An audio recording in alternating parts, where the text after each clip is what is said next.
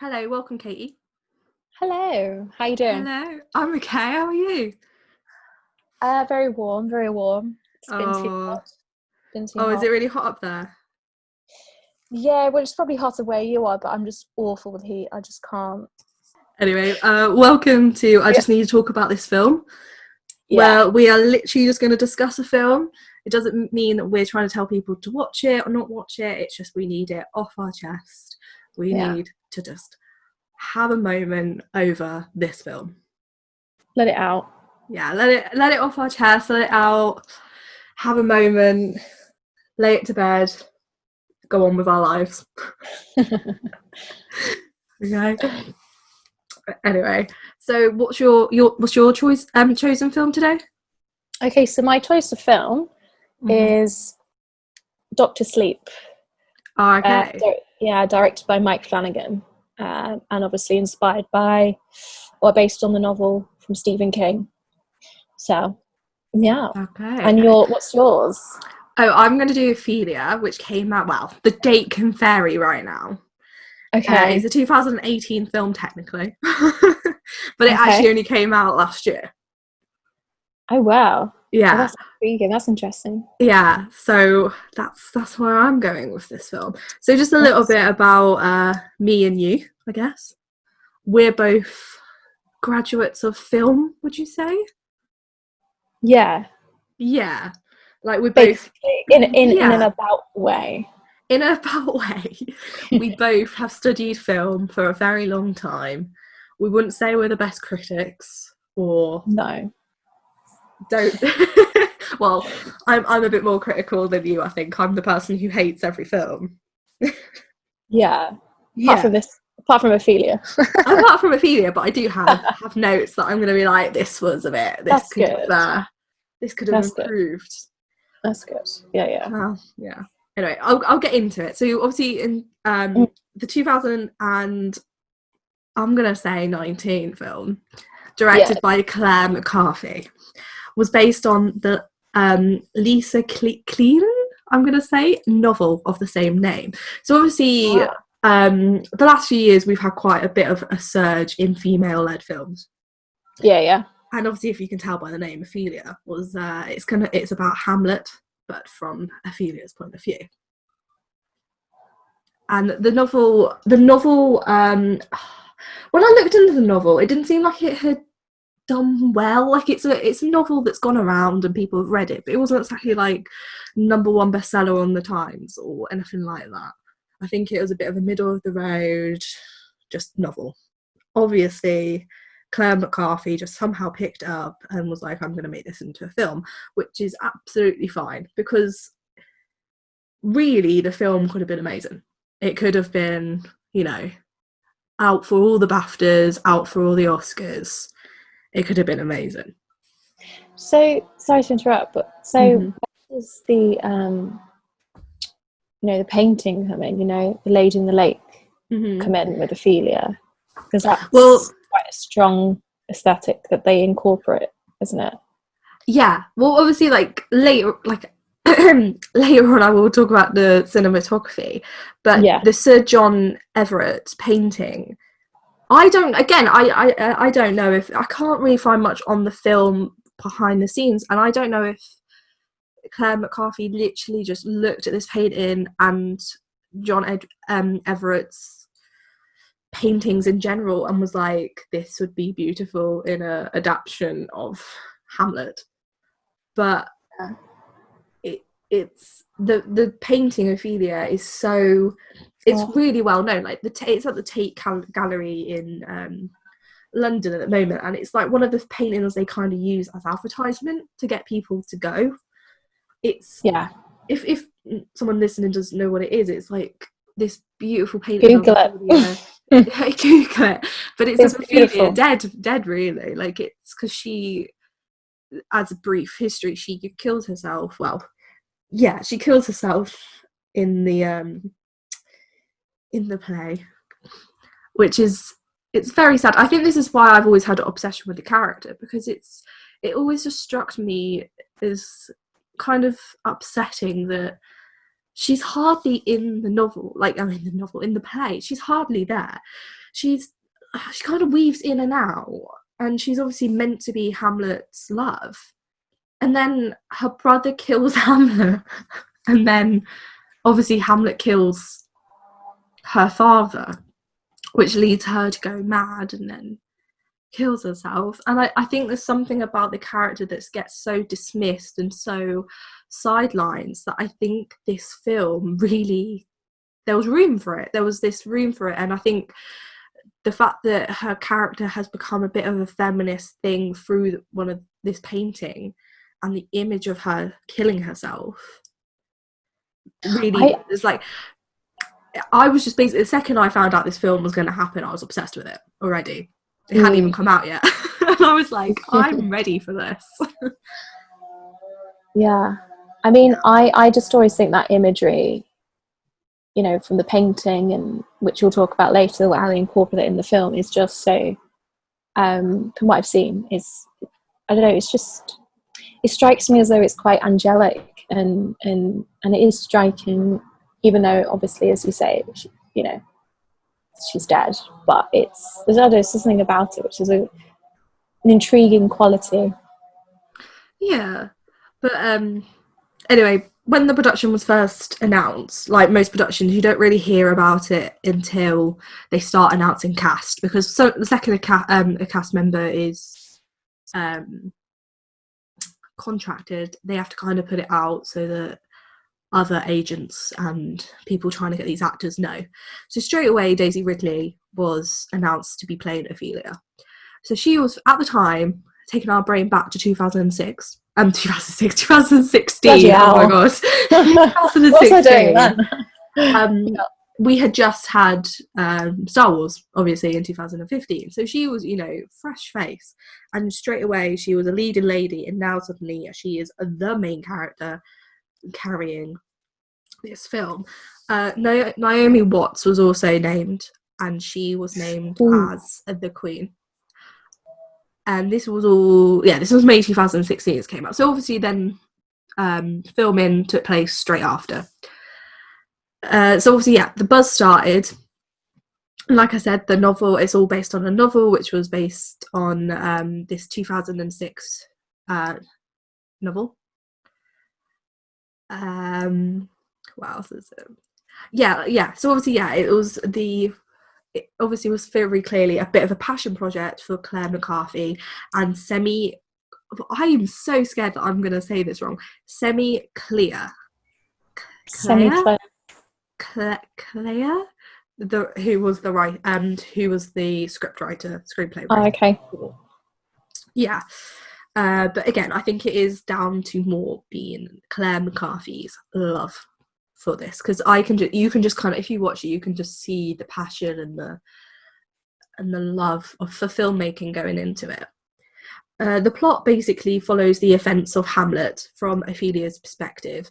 It starts quite a few years before, though, because it quickly just shows them as children, and they don't really meet, but it kind of just sets up the fact she then becomes the Queen's handmaiden. He goes off to boarding school, like wherever they used to send royals. Royal boarding school. Royal boarding school. He's like, see you later. I'm going to get academic and do all that rubbish. So obviously we do just add a little bit more depth to the character of Ophelia, what I absolutely love. So it was then premiered at Sundance in 2018 with which was obviously, Sundance is in like July, what am I on about? January. So it's very obviously early 2018. It had quite a lot of negative and mixed reviews, which was heartbreaking. And then it just seemed to disappear. They said they were going to re-edit it, and I remember just waiting, and the rumour was it just was never going to come out. So when it finally dropped in July the 2nd for a digital release in 2019, it was a bit unexpected. So it had no marketing. It didn't really have a cinema release. It had a short 2-day only art house cinema sort of thing going on. But it literally just came out on release. I think it has lost a lot of money. Yeah, and again, it still has negative reviews, but that doesn't mean I still don't love it. Yeah, of um, course. yeah, so I obviously didn't watch it until late last year because I honestly didn't even know it came out because like there was no marketing, there wasn't even like I didn't see one article really. Like obviously we both follow loads of like, you know, Screen Daily and random Instagram places that talk about films coming out, and I just honestly did not see it. Not one thing. There was just no buzz around it. I think it had just died out. I So mean, sorry, go on. sorry, I was just going to say, I mean, I'd not heard of it Yeah, until you told me about it. yeah. It just wasn't. It just seemed to not be a thing. It just kind of, if I felt like there at the time there was such a buzz about it coming out, and then it just kind of Sure. died. Um, Mm. some reason I've put I'm going to talk about the score first, but I can't. I think I'm going to have to go on about the cinematography because when I Yeah. say this film is beautiful, I mean I made my well, I didn't make my mum watch it. I had talked about it so much, my mum gave up and just put it on Netflix, and she straight away said, I can't take my eyes off it because it's this rich greens and blues and this historic castle, and it's like this natural lit like lighting effect the whole way. And going back to the Sir John Everett's painting, you can just tell it is influenced by it. Ophelia wears this iconic blue dress pretty much the whole way through, which is very influenced by other art, other paintings that he has done, because obviously he painted in oils, and oil paintings, the blues and greens just pop, and that is exactly how the cinematography is and the lighting of this film. It just it's beautiful. Like this castle is just enriched around all these green like meadows and lakes, and oh, it's just, and it really just captures this, you know, like the place. You can just feel that she has grown up here, and that this is like, you know, this is somewhere that Hamlet is going to be king of, you know. He's just Yeah. like, you just feel that they have this love for this place as well. Mm. Going into why they like it, it obviously adds so much to it. And the opening shot basically is a mimic reflection of the Sir John Everett's painting. It Brilliant. opens with, yeah, with her in the like this cream gown just laying in the lake, and it starts with a voiceover, but honestly it's gorgeous. I think I think also one thing to really, it was really really important to add about the painting and then the film, is Ophelia's death's not in the play, which I think a lot of people forget. Mm. She, Yeah. her death is quoted back to us. So she off stage dies, and then the Queen comes on and just kind of says that she's died. And I have seen that, I can't remember who it was, but someone did say that it was like put down as one of the best deaths that Shakespeare had written because of how he describes it. And I obviously that is why Wow. it's been such a talking point, because obviously it just like it talks about her being covered in these flowers, and I think her and the flowers are obviously a kind of iconic duo as well. Oh yeah. Yeah. So And anyway, sorry, it's just basically the cinematography, and the film basically just looks like it has literally come out of this guy's paintings. love it. I've just looked up actually the cinematographer for it, Denson Baker, Yeah. and apparently he did some cinematography for Victoria. You know, the TV series. Oh yeah. So obviously, Yeah. and that was it has that same sort of glow to it then, doesn't it? Like this lighting, like Yeah. light coming through the windows. Okay. Yeah, but then sort of go. also he's done Get Out, which Oh, could have that's a a completely different cast. spectrum, isn't it? Yeah. Wow. Wow. That's crazy. But it depends whether he was DOP or if he just assisted on it. I don't know. Oh yeah, it depends how much input he got. That's the thing about films. Half the time you will never really find out how much input, Oh no. because Yeah. some films they just never discuss it. Like some film, like the Star Wars at the moment. Obviously, loads is coming out suddenly.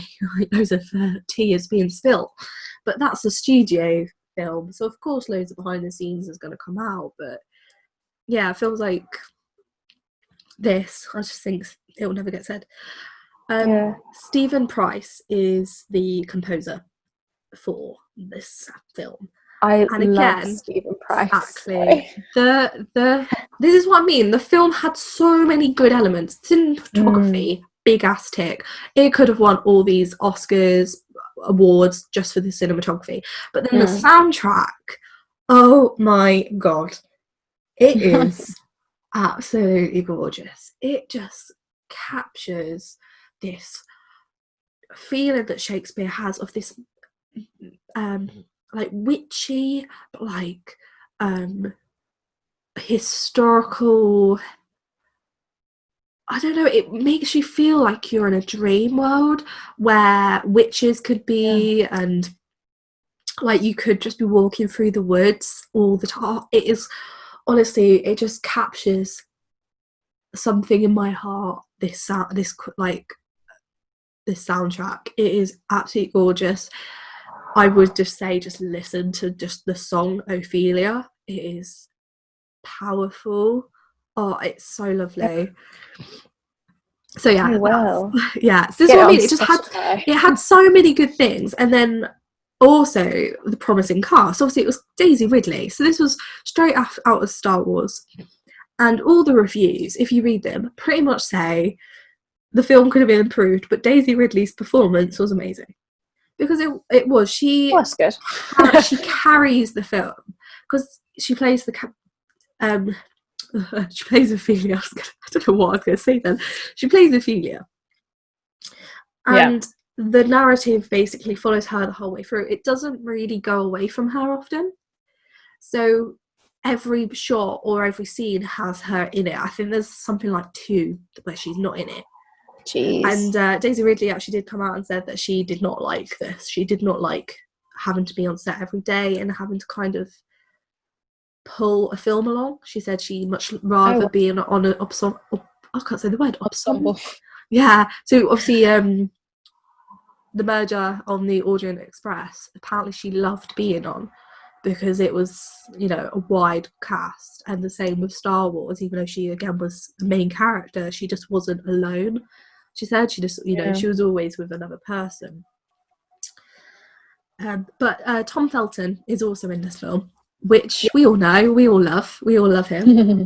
And this is where I am going to start saying my criticisms. Not on him at all. He's Oh, amazing. okay. Um, so it's really, when I said in when it was at Sundance and the reviews were bad, so it went to the cutting room table. Yeah. Um, yeah, you feel it with his character. Oh, He, wow. yeah, he obviously he comes in as a young boy. Obviously, it's not actually Tom Felton at the time, and then Yeah.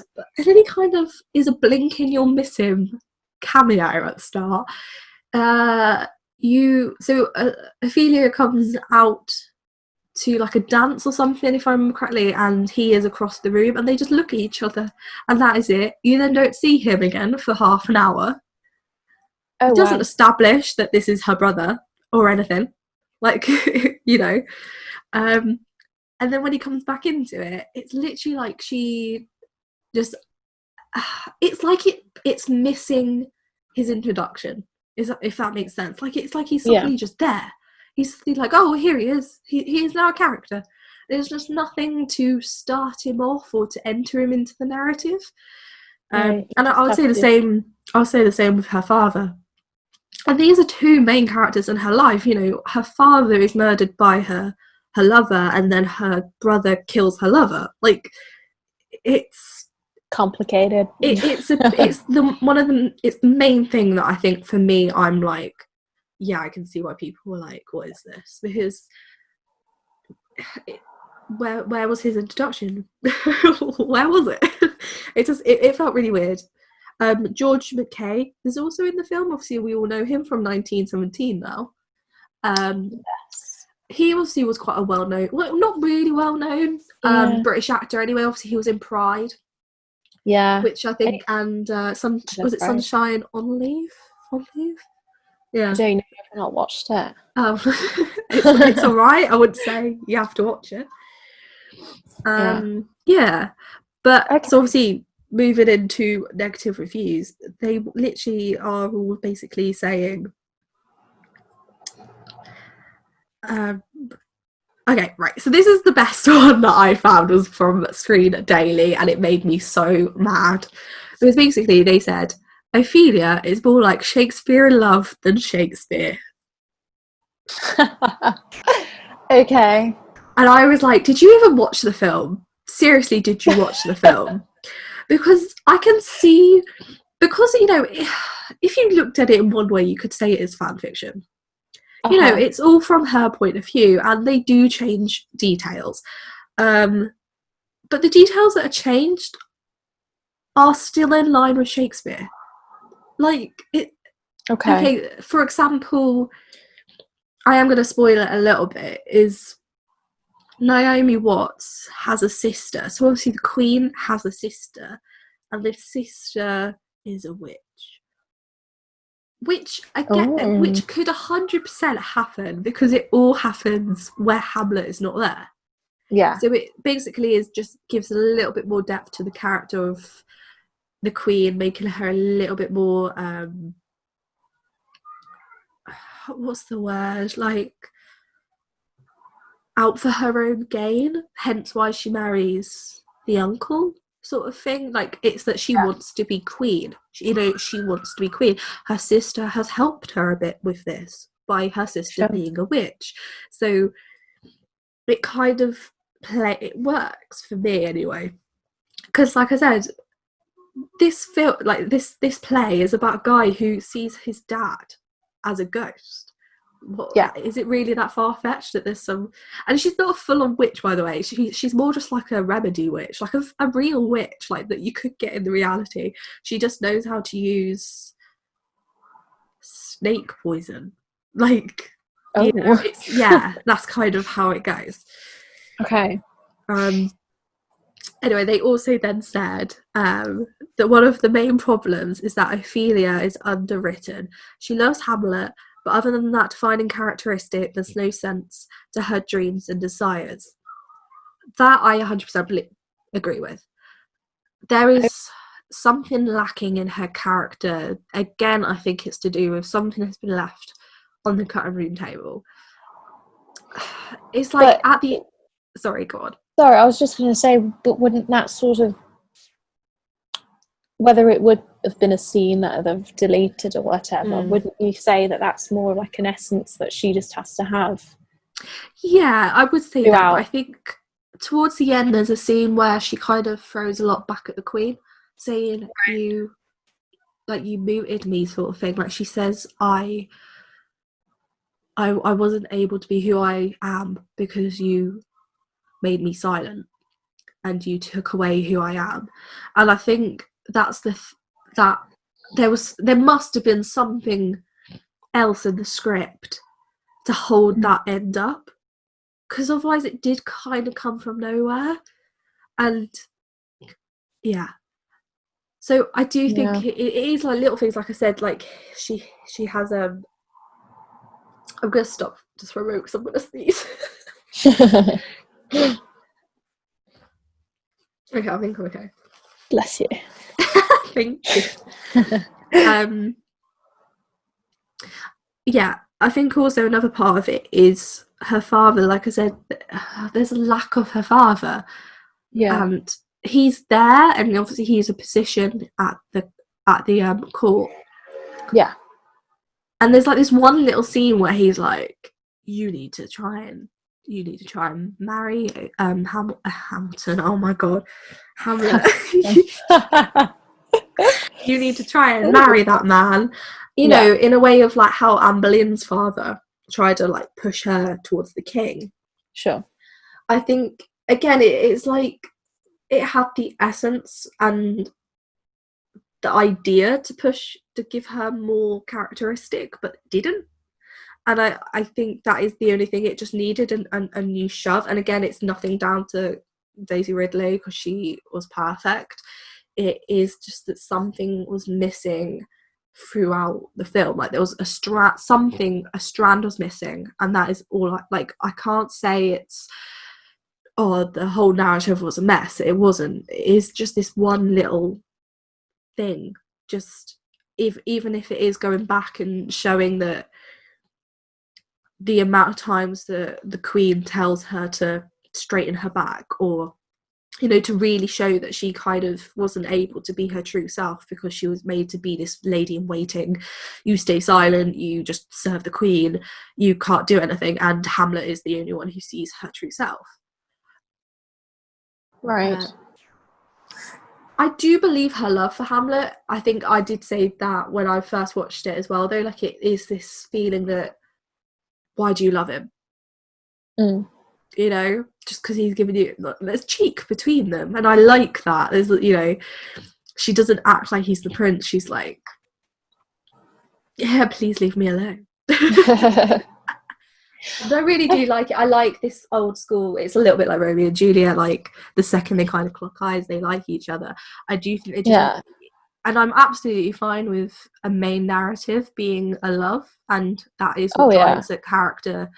I think it is just, we needed something to say why she liked him, and I think maybe this, because when she's younger, she is shown to be very outspoken and a bit rough around the edges, and then obviously when she's older, she's not. And I think maybe just showing that she really had to be put in this mold of being a lady, and she wasn't allowed to speak, and she wasn't. And I think maybe just showing that he is the only one who can get that cheek back out of her maybe could have been that bit to really show her characteristic and her dream and desires.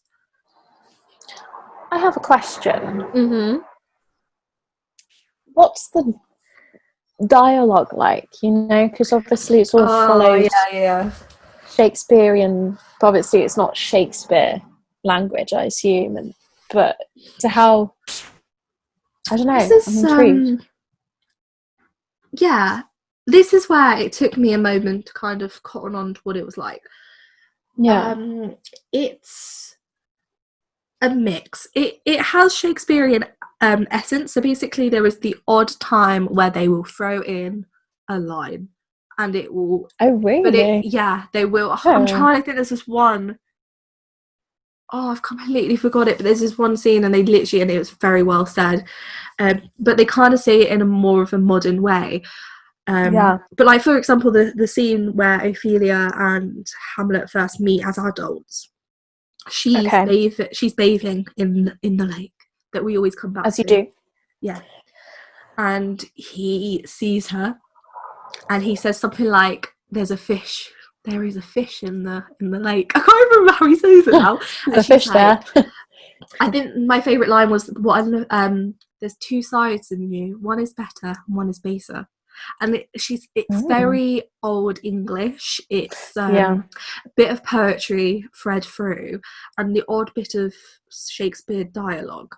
Okay. Obviously, it's not it's not Shakespearean, and it's not modern. And I think there's been a few adaptations like this throughout the years. And I think I think that's the other sticking with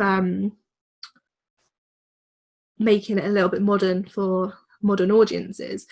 If you haven't watched Hamlet, or you're not aware of the play, I do think odd bits of the film will be a bit like, what the hell is going on? Like, because we do only see it all from her point of view, and like I said, she's a little bit of a strand in the original play. She kind of comes in and out, so she doesn't really see everything.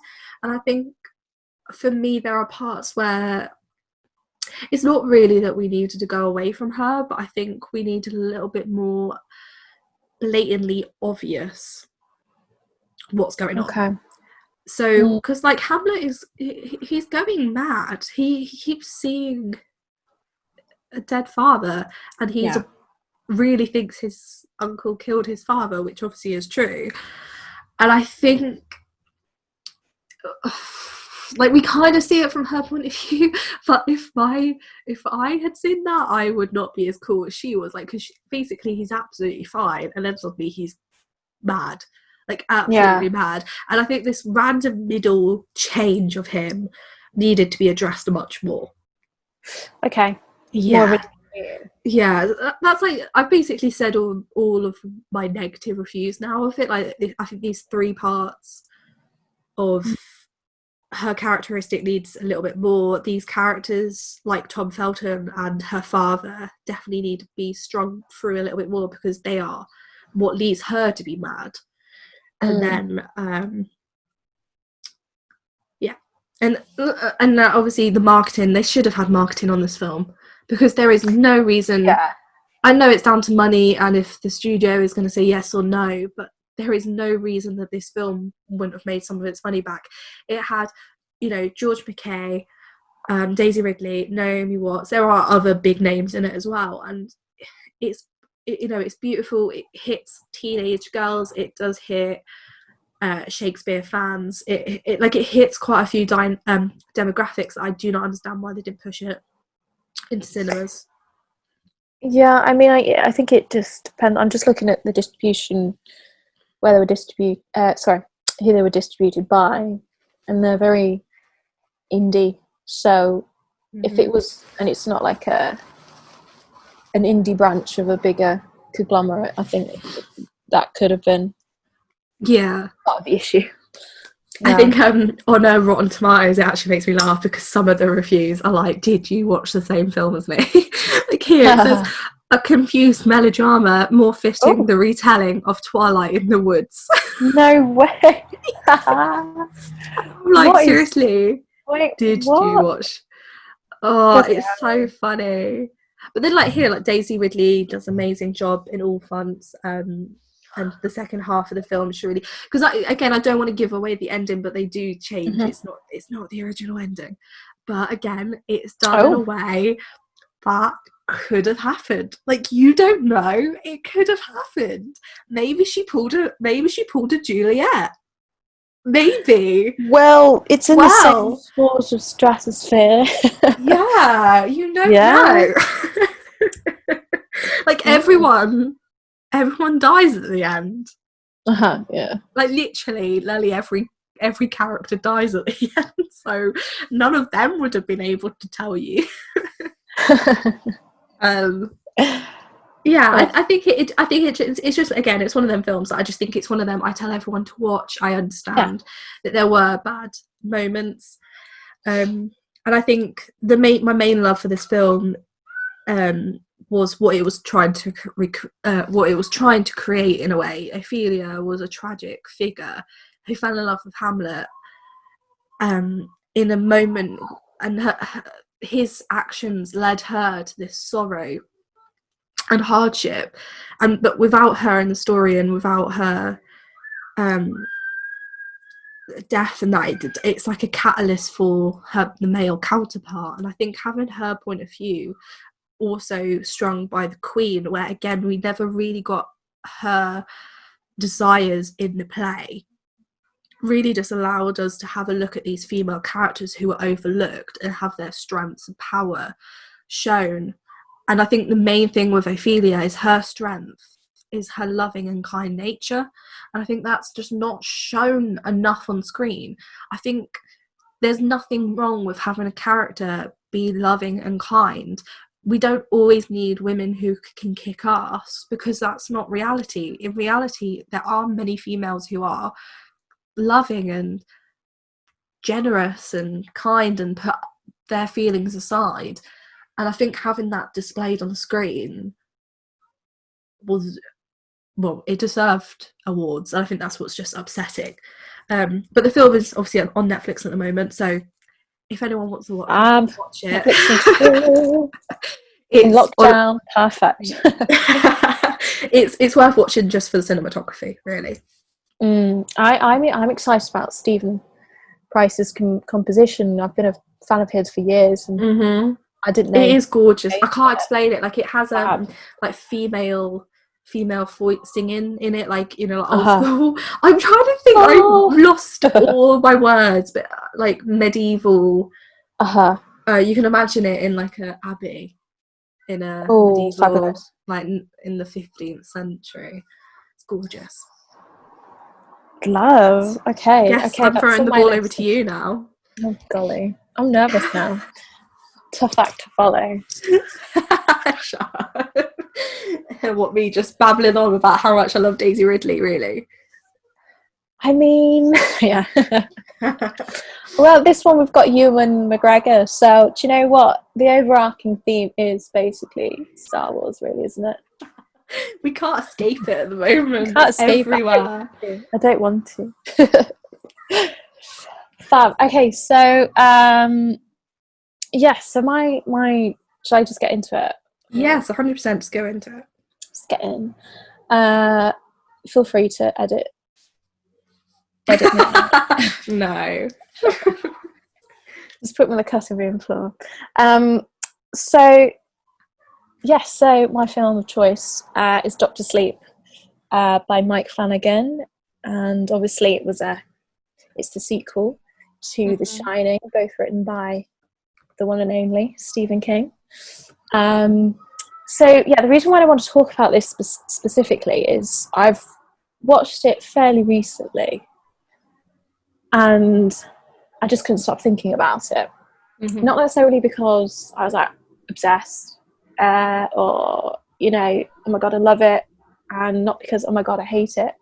It just got me thinking, and I think it's such a important, but also unimportant film. Like I could do without seeing it. Do you know what I mean? Like, it's not.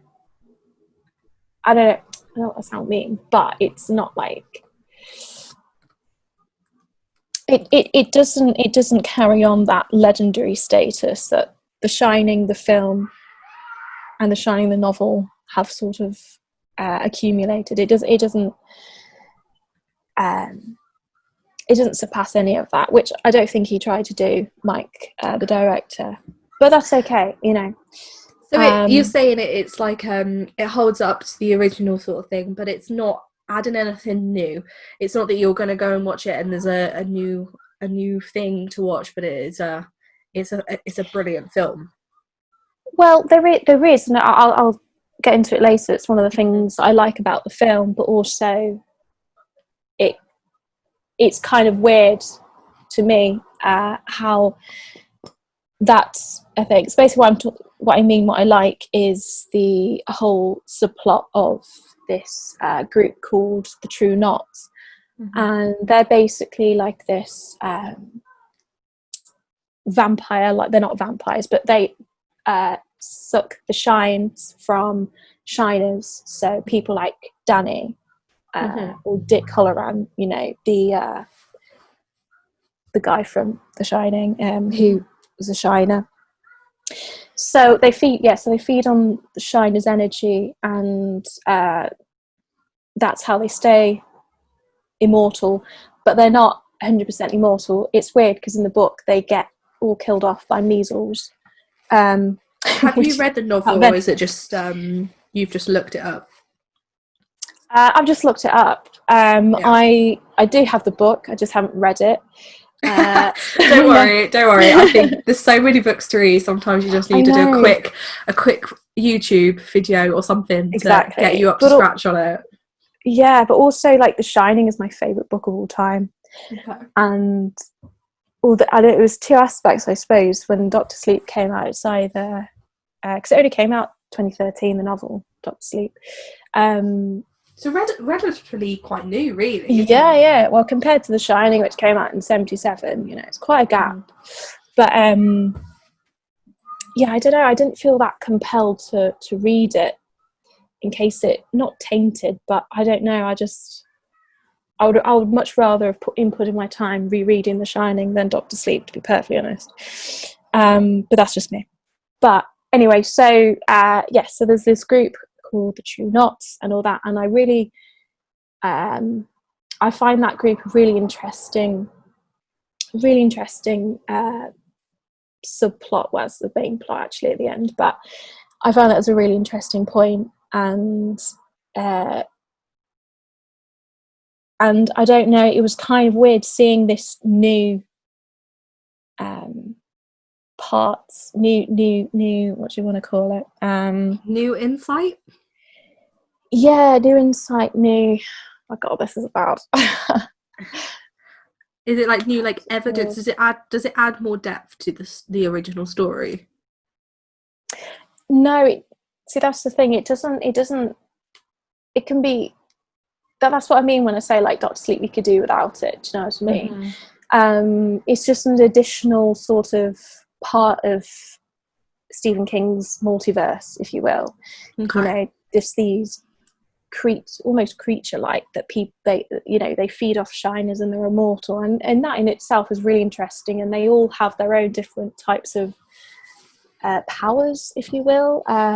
Is it like an expanded universe in a way? It's like, Yeah, well, if you like this, here's even more insight exactly. on stuff that happens. It has nothing to do with this, but it's like all this rubbish Star Wars.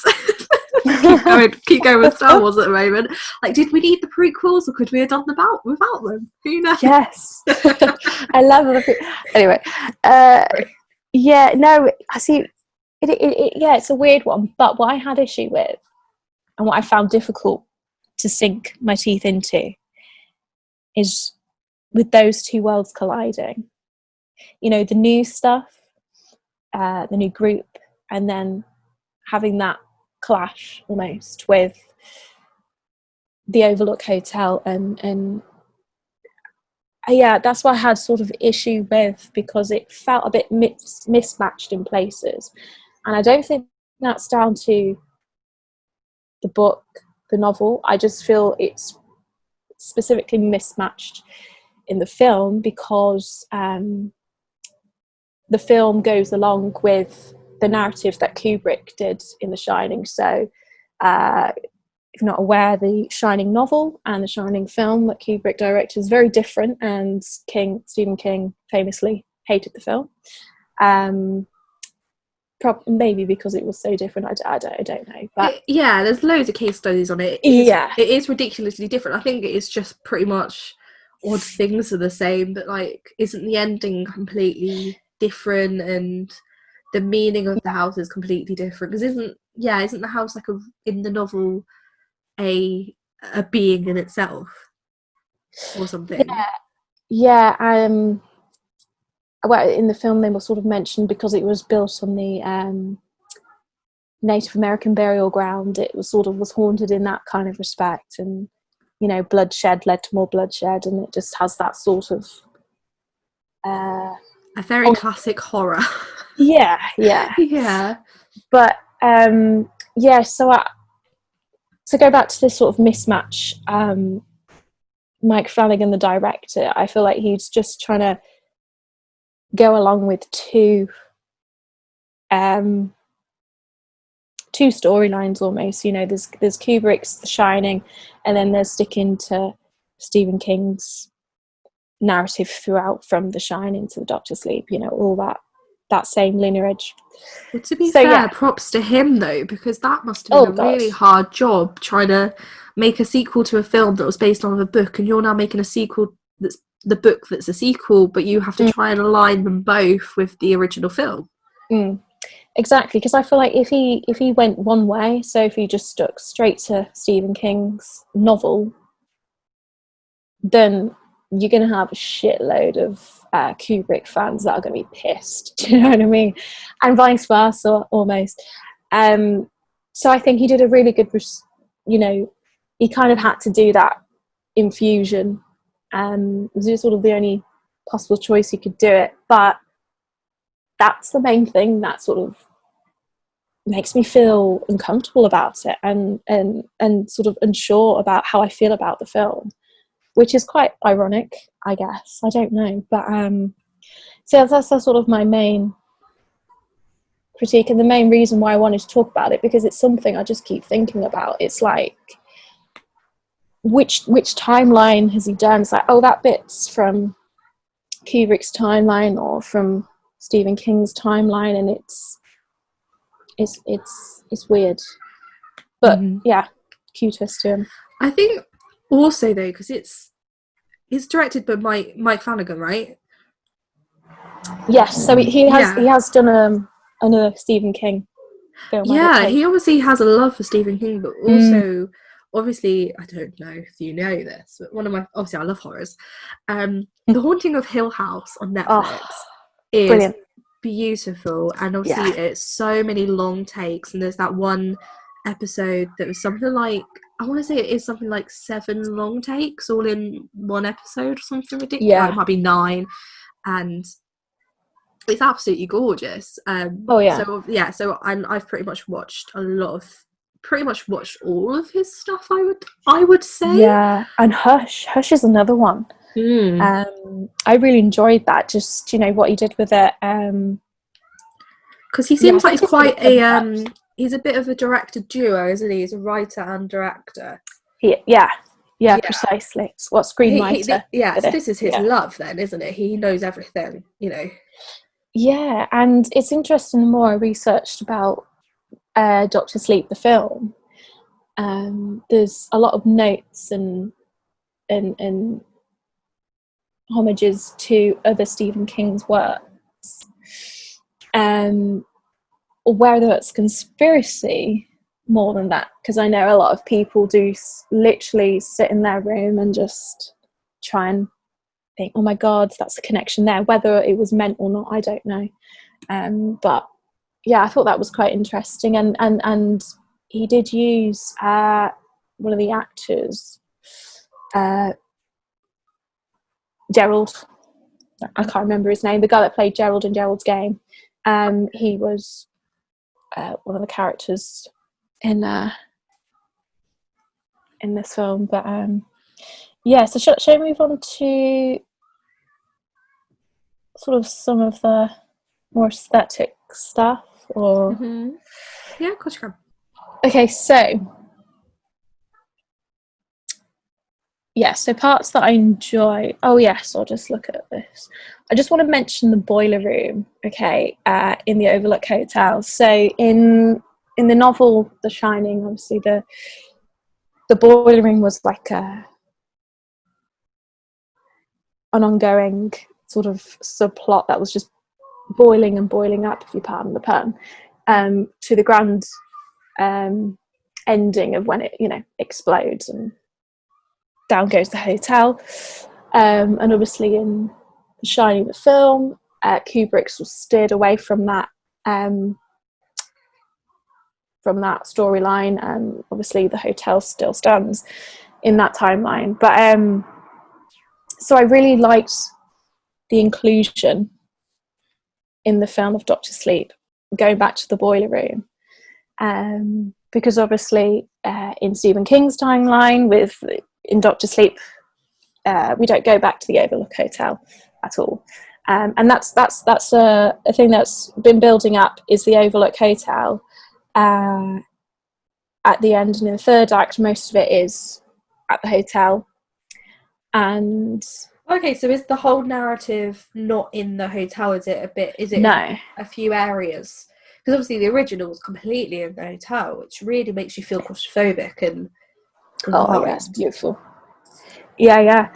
No, so 2/3, I'd say, of the whole film is just building up this relationship between Dan Torrance, this shiner he's come accustomed to, called Abra. She's almost like, she's a young girl, and she's almost like the new Dan Torrance, young lad, but in young female version. And they sort of chat to each other, help each other out. At this point in his life, Danny, he's he's a recovering alcoholic, and he's fighting his demons in that respect. because he doesn't want to follow his father's footsteps of alcohol abuse and substance abuse. Okay. So he's going along that path of trying to refine himself, get himself sorted. So he moves town. He rents this studio, and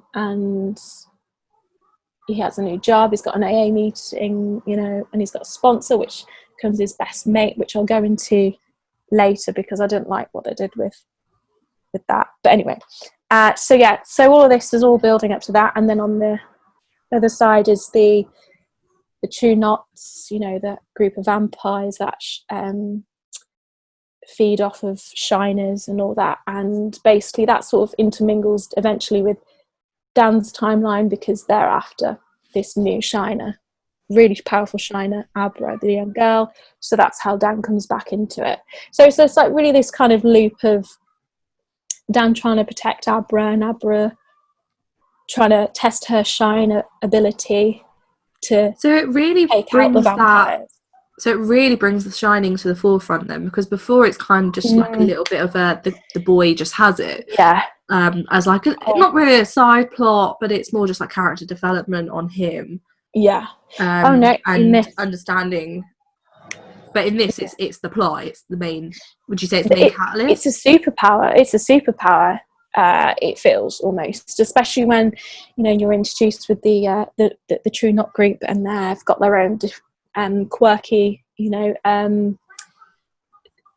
of the young girl that they recruited at the start of the film, she can send people to sleep, and she's a bit sadistic like that. And then you've got other ones that are just foresight or some. I can't remember everyone's powers, but yeah. So it's basically like a superpower, and it's used to combat the True Knot group. So Danny and Abra use their own shines to come together to try and defeat the True Knot group, so that they don't kill Abra. Well, they don't kill Abra, but they're going to feed off her shine. I'm not making much sense of this. When it says, when you say feed, does it kill them? Does it kill someone if they take the shine away from them? Or does it just take the shine away from them?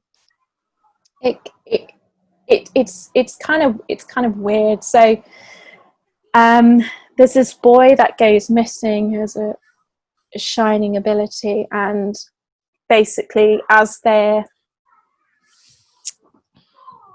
cutting into him, whereas the life is drawing out of him, that's when the shine comes through, and that they I forgot what term that they use. Oh, so do they kill? They actually like stab people?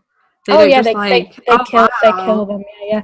So it's really like, because it sounds mental, but that is what horrors are. When you when you discuss horrors, they're absolutely mental. Yeah. But no, it makes sense. Yeah. So it sounds like a very random narrative, though. It is. I mean, they call it the steam. That's it, the steam. So almost their life force is the steam. They collect the shiner's steam, and that's like their what makes them shiners or whatever, and they feed off of that. But what they were going to do with Abra, this young girl, talented force of a shiner, they were going to harvest her, keep her alive as long as possible, and just torture her by letting out steam as and when they want, so that they can make the head of the True Knot gang raise the hat, so that she can be as powerful as she wants to be, because she's just bloodthirsty for power and ultimate shine ability. So yes, so that's basically the majority of the film. And then the Overlook Hotel comes in at the end in the third act as a way for as the hunting ground. So Dan comes with this idea to defeat the True Knot gang and Rose the Hat, you know, the one that's after all the power, head of the group, is to basically unleash the demons from the Overlook Hotel to defeat her and kill her. So it's interesting how they sort of intermingle both plots, and it's lovely from a fan of The Shining, both the film and the book, to sort of go back to the Overlook and see how they do it, and see, you know, how same it is and all that, and, you know, spot the difference kind of game, which isn't what it's about. And going back, and you think, okay, you're using me basically just for that fan adoration. Going back to like Ewan McGregor's like character, does it deal with the effect? I'm assuming, because you said he's at AA and stuff, I'm assuming that's all a bit of a fallback on what happened to him as a child. Yes. So basically, the film starts when Danny is young Danny, the boy, Doc. Yeah. And it's with Dick Halloran. He gets visited by Dick Halloran as a ghost, although in the book he's still alive. But obviously we go with the... Well, that's a very easy way to tie them back in, to tie him back in. Just make him a ghost. He's a ghost now. He died he died there. He's a ghost now. Yeah. And Logic. basically he told Danny how to lock away his inner demons. You know, the woman from the bathroom, lock her away in this visual box, just keeps his demons in boxes. So his alcoholism is all sort of meddled with suppression of, you know, what is, you know, trauma, the not wanting to face the demons again, because obviously all that association that happens. So it's just because Mike Flanagan, I find that he has a bit of an obsession with that sort of narrative of things that happen to you when you're younger makes you the adult you are, and he obviously represents that quite a lot into obviously puts it into a horror way, but demons that you battle with in these stories that he creates are usually half in your head, half reality, but they are a reflection of mental health or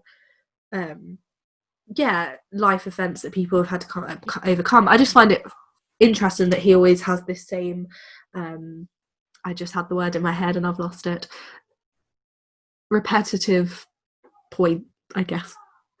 Yeah, I think it's perhaps as a director who sort of sticks to what he knows and just sort of explores that realm. Kind of I just was thinking he's obviously had a really fucked up childhood. I know, poor man. Oh no. I know, but so that's sort of very briefly touching it. I mean, it's very difficult to sort of summarize everything because everything is intermingled, and I will play credit to him. You know, there wasn't a scene I felt that wasn't needed. You know, every scene had a purpose, every character had a purpose. Was there anything that you felt like you could have, not really you personally could improve, but things that needed improving that you could note on? Yeah, 100%. So other than that sort of odd feeling of the different sort of timelines colliding, and, you know, from Stephen King's and Kubrick's versions and all that, other than that, which, as I said, I think that's the only way he could have done it, and it's, you know, what are you going to do? I did have issues with certain characters, well, their demise, basically. So going back to Dan Torrance's friend and AA sponsor, Billy Freeman. He becomes quickly such best friends with Dan, and he actually comes and helps Dan on the mission as part of the mission to kill off all the True Knots, to kill them off. And suddenly, I don't know, suddenly he's catapulted within this universe. It's just an ordinary man, really, Billy, and he just goes with Dan's word about that these people exist, these vampire-like people that feed off of people with these powers, the Shiners, and you're just like, okay, cool, I'll help you defeat them. Does it feel a little bit like, when you read a fan fiction and then it's like, oh, the girl at a new school, oh, now she's got a new best friend, oh, now this best friend is the one who helps her with this narrative? Yeah. Is it that sort of feeling to it? It's like, here's a best friend. Far-fetched. Oh, okay. Yeah. It does happen. Like, you do have connections with people. It does happen. Yeah, but if I just met someone, I don't think I'm going to believe them that they're like, actually, I have this thing called The Shining, and you're just going to be like, what? No. Like, what? But it's weird because the character Billy Freeman, is such a significant person in Dan's life, but he isn't in the film. And when he dies, gets killed by helping Danny is absolutely distraught. And we don't feel that as an audience because we've not built that repertoire like Danny has. And there was just something missing there. And there's another death. I don't know whether it's to do with Mike being able to pull off deaths. I don't know, because it is a trend within this film. But when the almighty leader, Rose the Hat, the leader of the True Knot gang and all that, when she finally gets defeated and she dies, which basically all of this is leading up to defeat the True Knot, and specifically her, because she's the ringleader.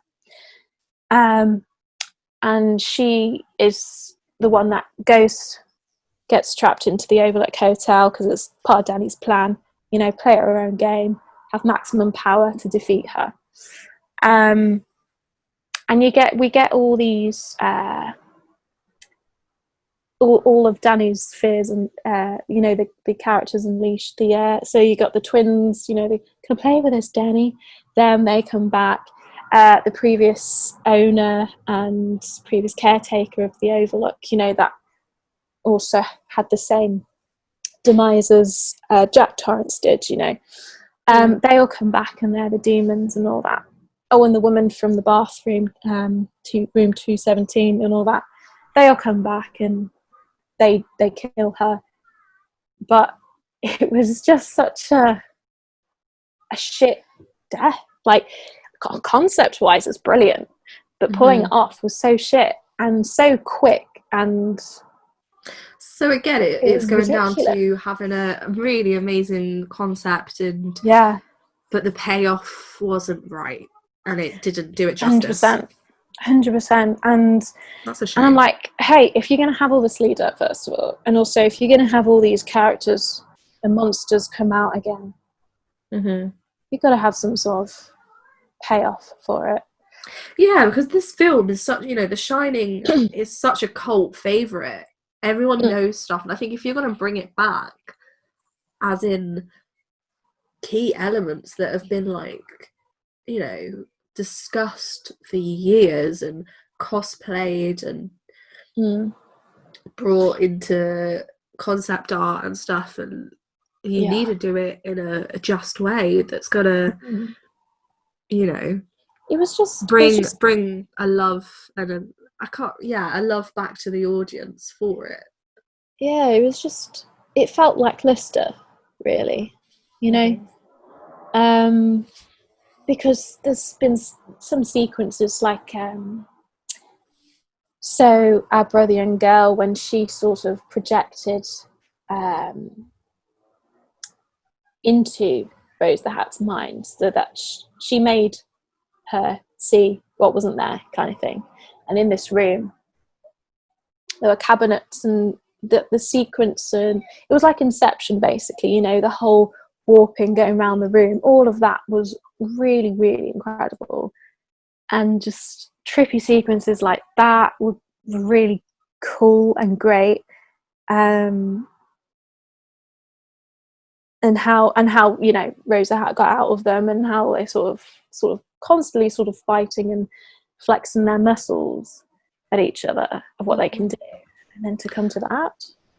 Do you find that the film was rushed? Do you think it could have had like another year or of pre-planning, really? I don't know, because the pacing for the most part was great. You know, it was sort of a slow lulling pace. You know, I mean, it's an hour and 52-minute long film. There's a heck of a lot in it, but then the last bit was just felt, I don't know, it was great, but it wasn't. It was great because it was at the Overlook Hotel. It was a fan point of view. It's like, oh, it's so exciting. But then from a more critical point of view of, you know, face value of what it was just kind of a waste of It feels like that place. it's a nostalgia capsule that once it was opened felt empty and just full of air. Yeah, yeah. I think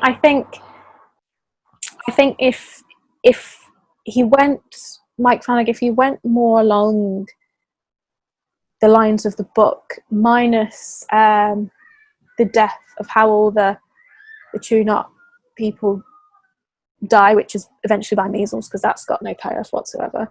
Apart from that, if he still went along with the book, I feel like it would be more of its own thing.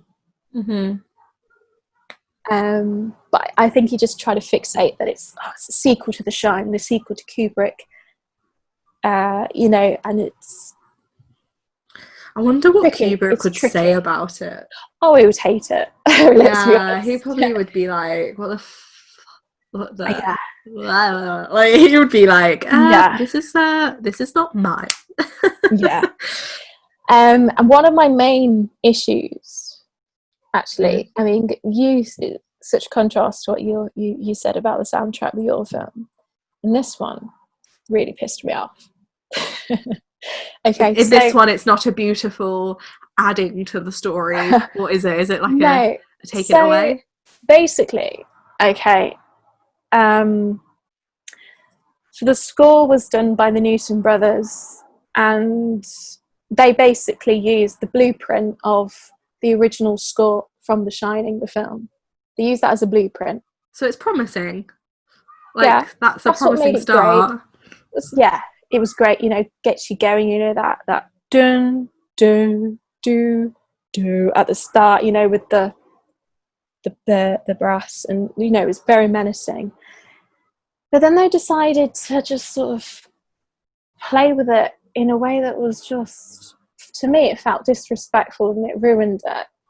Because, well, first of all, they had this excessive heartbeat. Use of the heartbeat. It's just as though I can just picture it. They go into a timeline of, you know, building an audio track, and they've just put on place the heartbeat on the fucking original score. Heartbeat's very 2012 horror. Yeah, and it was just so excessive and misused, and there were other, and it's just not needed. Like, Dan's walking down the street, heartbeat, and I'm like, what the fuck is that for? If you want to build sort of a presence, it was just really unnecessary. And so it just had like no payoff. It had no meaning behind it. No, it's and I listened to both sort of soundtracks back to back in contrast, and the minute you sort of with the Doctor Sleep score, in the minute that the Shining notes just go away, it's like shit. And I don't know whether that's just because they've got poor composition, or it's because in comparison to the original score of The Shining, it's just like, just can't compare. I don't know, but that was a letdown for me. You know, I was encapsulated in scenes, and then there was just an added heartbeat, or the added bit of this and that, and it just wasn't needed. Well, that's like quite interesting because it seems like it's quite because The Haunting of Hill House and then this were basically back to back shoots, if I remember correctly. Because one's 2018, one's 2019, so I think he kind of went literally from one set to the other, and they're both the same composer. The Newton brothers, yeah. Yeah, composers. Yeah. It's a weird one. It's not I don't rate them. I think, you know, The Haunting of Hill House, I don't really remember the score, if that makes sense. Like, I don't remember it coming out. No. But obviously they've done, like, the Avenger films. And, yeah, they're really good, epic soundtracks. But, I don't know. I can see that they probably... I don't know why. I'm getting the feeling that... Not that this film was rushed, but I do have I don't know. I think that they could have had a little bit more time to flesh these odd bits. Yeah. It could have been, they were like, right, Stephen King said yes, we're going to do it, before he says no. You know. Can you imagine? They were like, don't show him the concept art, don't do anything. Don't show him anything, just get into the premiere.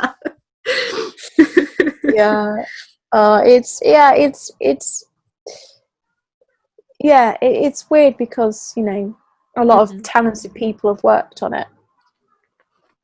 Yeah. But there's just something about it that was... It sounds like something just didn't click. And I don't know if it is because it is a sequel at the end of the day, and I think sequels are always hard to do compared to originals. And maybe he should have gone more of the route of making it an original.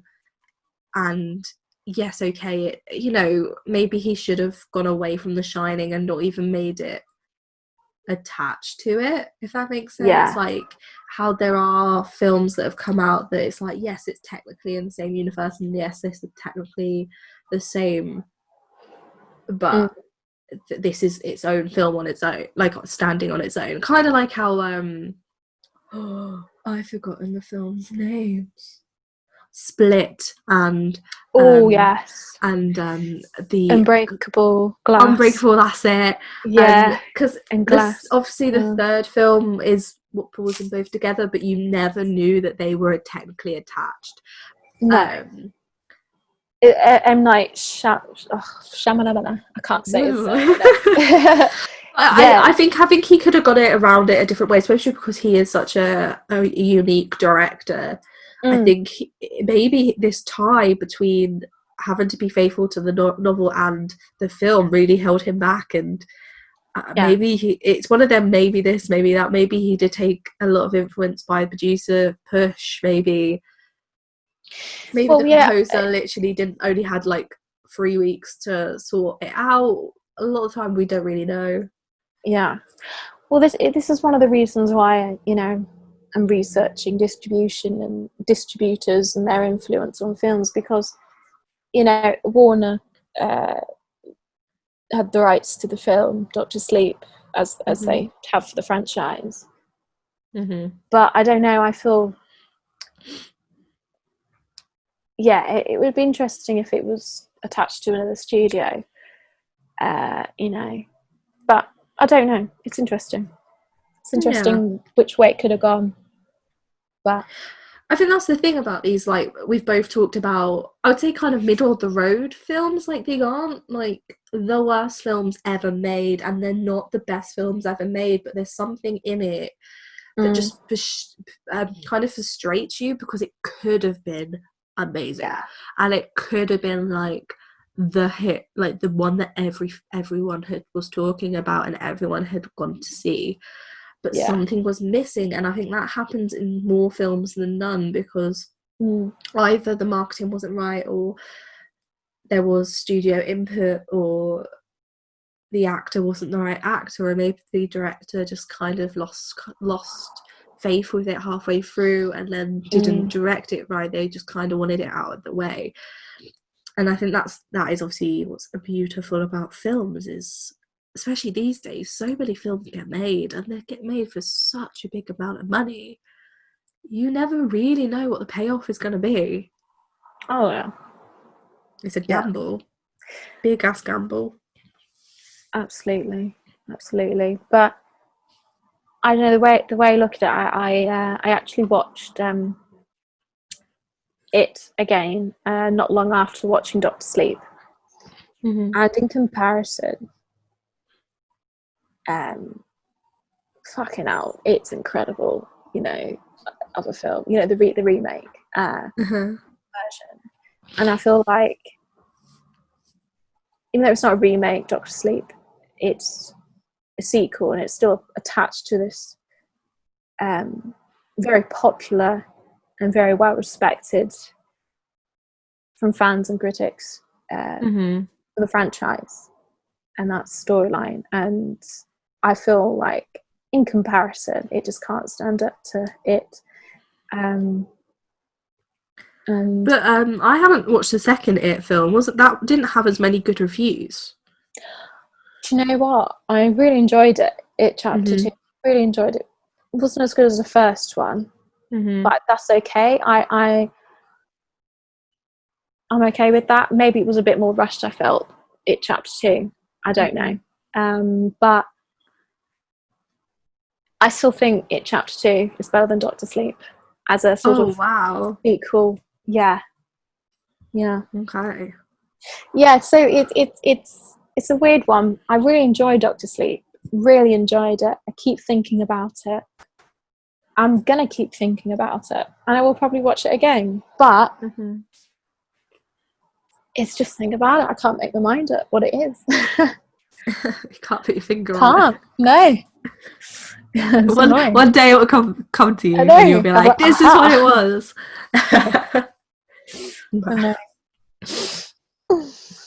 But yeah, so that's kind of the main bits I wanted to talk about in a roundabout kind of way. Sorry if the synopsis and breakdown didn't make too much sense. It's when you get into it, it's so complex. Like, oh shit, I need to mention that. And it's like, oh, but yeah. Well, a lot of Stephen King books are like that, aren't they? You know, he's done one about, what is it, like a washing machine killing people. Like, well, it's no, I understand. But I think, like we said, I think it is to do with the magic of films. You never really know if someone's going to be here, if it's not. You can't really sometimes put your finger on why something didn't succeed or did succeed. Yeah, I mean, you can try and nitpick things that didn't work, but overall, I don't think that's the reason. Yeah, so much passion and love gets put into films, and I think even, like, you know, I think nearly every film should be discussed, really. Oh, absolutely. If it's just an absolute, this was shit. This was like rubbish. Let's talk about it. Anyway, well, thank you for talking. No, thank you. Thanks for having me. That's all right. But no, I think I'm gonna have to watch that now and then make my own mind up, I guess. Yeah, ditto for you for Ophelia. Oh yeah, beautiful. Beautiful. Yeah. I don't know. You might watch it and then say no, Liv. It is a CW show. Like, you're like, this was basically fan fiction on the lines of Riverdale. Liv, why did you do that? All right. Well. Yeah. Well, I've been Olivia and you've been Katie. Thanks for listening. Thank you. Yeah. Take care. It's safe. Go watch this film. Maybe not, but we've discussed it. We had to talk about it, and we have. So thank you.